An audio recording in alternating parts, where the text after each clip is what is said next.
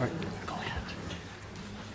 So, thanks to everyone for being here this evening.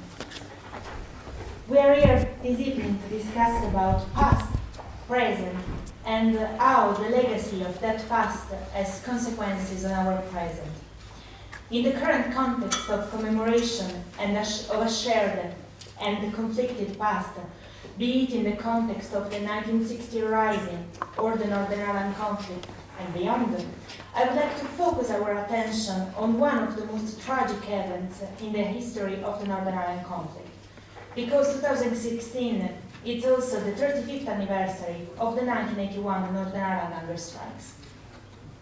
The troubles in Northern Ireland were, above all else, the latest and the most protracted phase in an Anglo-Irish conflict that had begun some 400 years earlier. Ireland was Britain's first colony and also one of its last. The culmination of all of this was the Treaty of 1921, a settlement that paved the way for 26 of Ireland's 32 counties, first to govern themselves, and then, in 1949, to declare themselves a republic, while the 6 counties in the north were to remain British. The architects of the 1921 settlement create an inherently unstable entity. They could scarcely have done better than to design Northern Ireland in the way they did. The state contained within its boundaries the seeds of its own devastation. The troubles in Northern Ireland were at or near the bottom of the list of significant global conflicts, a low-intensity war that occasionally exploded into spectacular bursts of violence, but more often were characterized by a killing or two a week. More than 3,700 people were killed in that violence. 10 men died on hunger strikes in the prison maze in 1981.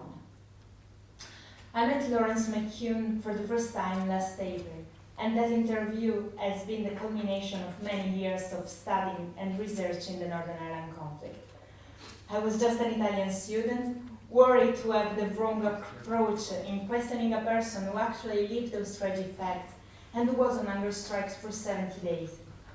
I found in Laurence not only a great narrator, but also a person able to touch the more sensitive strings of our feelings with simple and direct words. Later that year, I had the chance to watch one of his work, and I have been able to better understand his involvement in the present.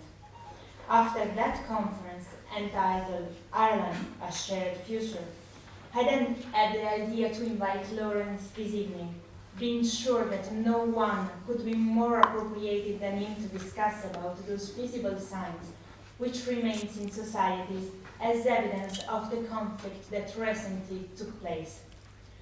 I then would like to address my warmest thanks to the Power, Conflict and Ideologies Research Cluster, School of Political Science and Sociology, for its support in my initiative. A special thank you goes to Liam Farrell, Gary Rossi, Martin Zaworski, and Anita Norton for their great help in the organization, and to the Dr. Nielo Doherty, my supervisor and my mentor for the last 3 years. Finally, I would like to say thank you to Laurence McKeown for being here this evening and for having been of a great help for me professionally and personally. I hope you all will enjoy this evening. Thank you.